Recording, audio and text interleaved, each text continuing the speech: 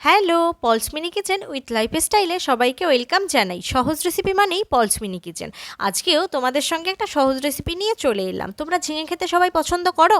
আমার তো মনে হয় ঝিঙে খেতে তোমরা পছন্দ করো না। ঝিঙে না খাও, ঝিঙের খোসা তো খেতেই পারো। আজকে তোমাদের সঙ্গে ঝিঙের খোসা বাটার রেসিপি শেয়ার করব। প্রথমেই ঝিঙের খোসা ছাড়িয়ে নেব। খোসাটা এমনভাবে ছাড়াতে হবে যেন খোসার গায়ে একটু ঝিঙে থাকে। তারপরেই তোমরা দেখতে পাচ্ছ ঝিঙের খোসাগুলোকে জল আর নুন দিয়ে ভালোভাবে ভাপিয়ে নিতে হবে, মানে সেদ্ধ করে নিতে হবে। এবারে খোসাটাকে ভালোভাবে শিলে বা মিক্সিতে বেটে নিতে হবে।